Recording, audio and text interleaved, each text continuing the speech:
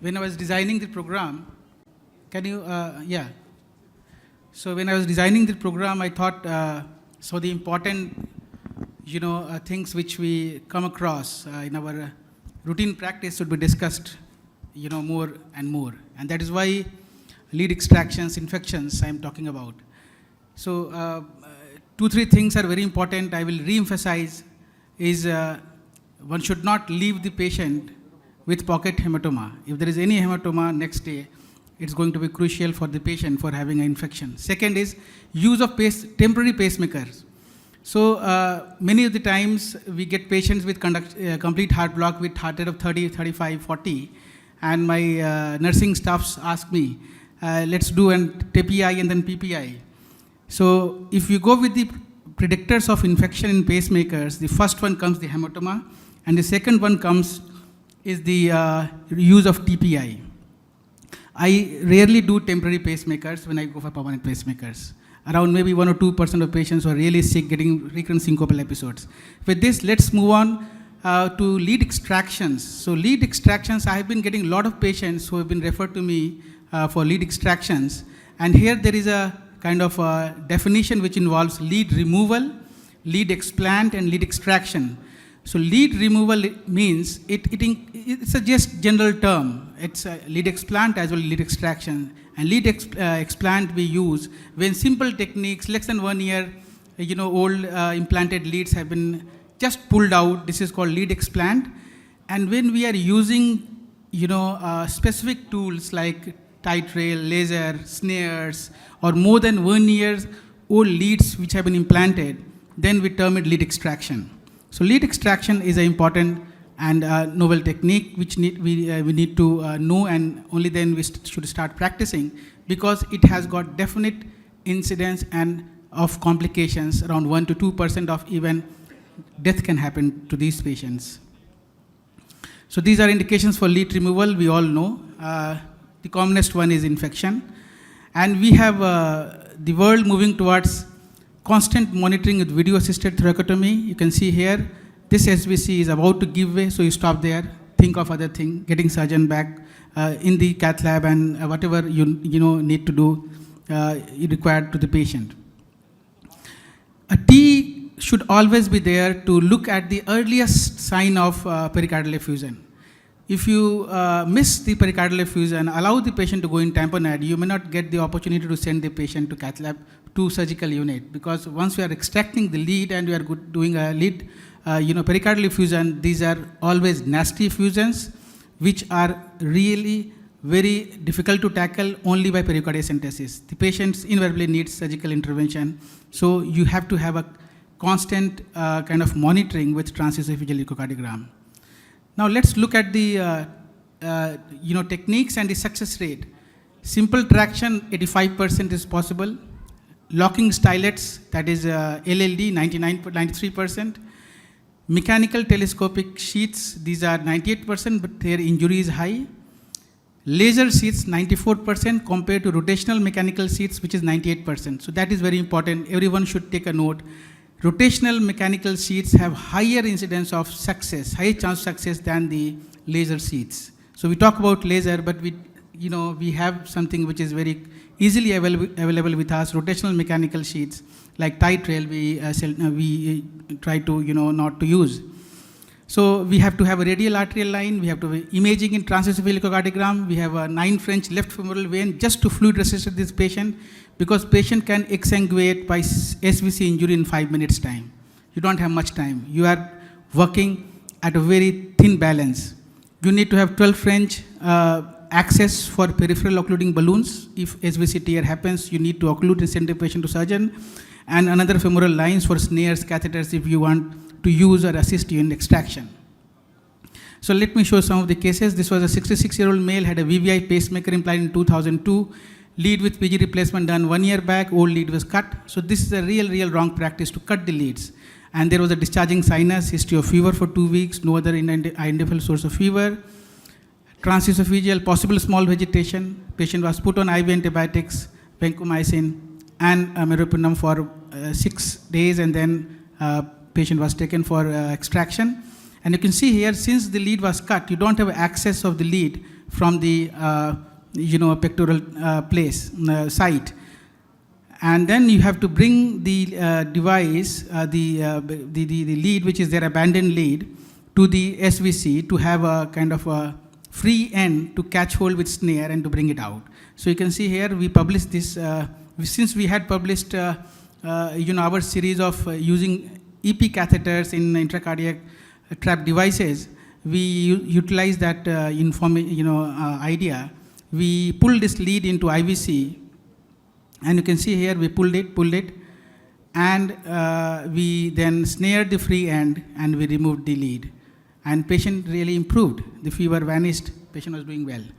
This was a 55-year-old male, first pacemaker done in 4 years back from left side. Patient had pocket infection for which the PG was taken out, lead were cut again, and pacemaker was done from right. So these are common, happenings which I see in other hospitals happening, and we do get referrals for these infected patients.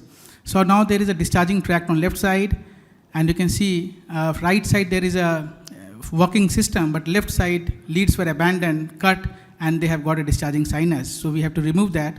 One was pulled and other was not coming. There was a 4-year-old lead, and it was not coming even with stylus going in. So we had to use a tight rail. You see how tight rail goes in. So it cuts, it has to be coaxial, and then you have to be slow in your movements.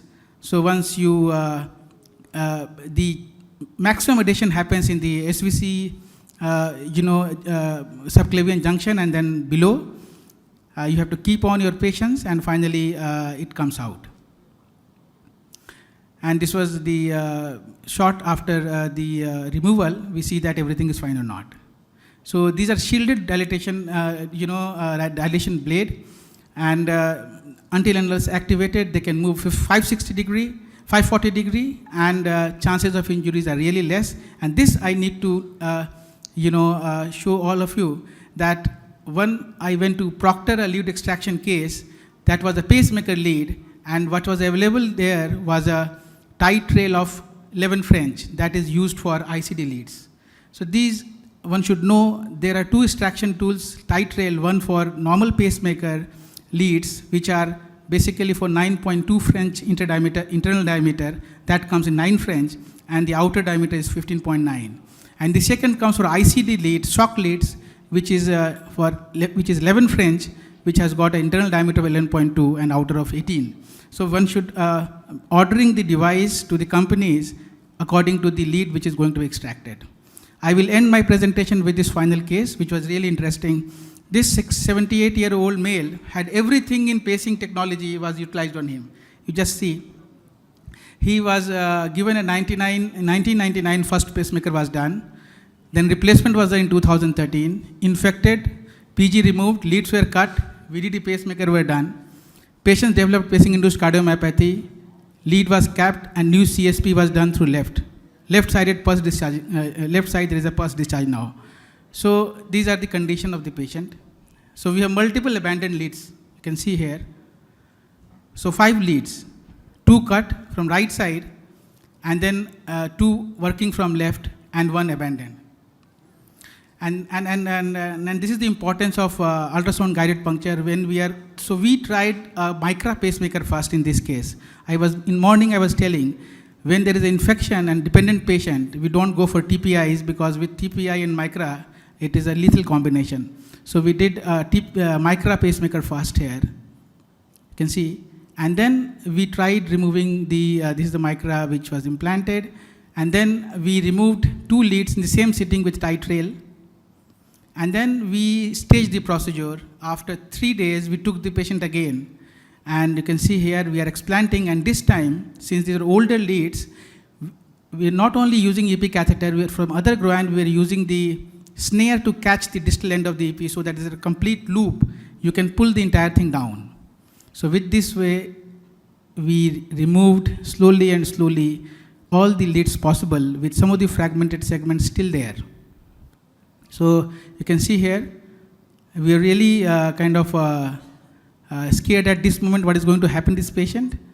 We were constantly watching with their transthoracic echocardiogram, and finally it gave way. There were some of the remnant segments were there, And this was the final result which we left the patient. Only these two small segments. And with MICRA, and expectedly, the patient developed pacing-induced cardiomyopathy in next 3 months, and we were ready for CSP this time. After 3 months, everything was healed up. We did a CSP, and now patient is doing well. And he is completely free of his symptoms. The gentleman did not take shower for 1 year when he came to us. Both-sided infection, one was pacemaker and second was lead, abandoned lead. So lead extraction is a teamwork. Thorough planning and availability of hardware is a must. Success rate is more than 97% with current techniques, and it has got a learning curve, and difficult cases should be probably done with a proctor. Thank you so much for the patient hearing. Fine, excellent. What about the difference between the use of tying lead and screwing lead? So screwing lead is easy to extract. So if you take, and in our practice, this 100% screwing lead. There is no tying lead now.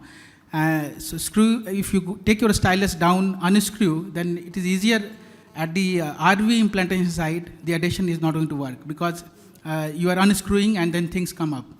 Only the SVC segment, SVC junction side, there can be a problem because of adhesions, especially in ICD leads. Pacemaker leads, we can extract 8-9 years. I have just removed with locking stylus and unscrewing and pulling.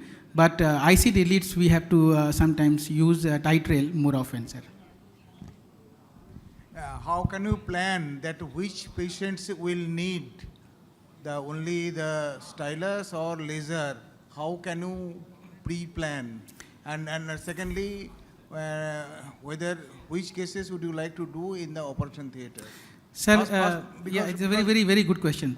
So, first of all, as compared to laser, this rotational mechanical sheets they have got higher success rate, and they are handy, they are easily available. So, with laser vis-a-vis tight rail, I prefer more on tight rail. And coming to which patients we should be kind of more cautious. So all those patients who have leads implanted, especially ICD leads, wider leads, more than 3-4 years old, 5 years maybe, ICD leads, they should be given more attention. Surgeon should be in the discussion, and then you should plan at least surgeon ready in the cath lab, in the OT, and you are doing under transesophageal echocardiogram or a transthoracic guidance. Everything has to be monitored. The patient is not developing the pericardial effusion. Yes. Is there any protocol that this patient will need laser, this patient will need... No, sir. Many cases of laser have been failed and has been done by tight rails. And these are not very high volume cases, because even the best operator of lead extraction has done around 150 to 160 lead extractions. So I think we have done around 30-35. Tight rail I have used in 6 cases. So these are not very high volume, cases for every operator in world.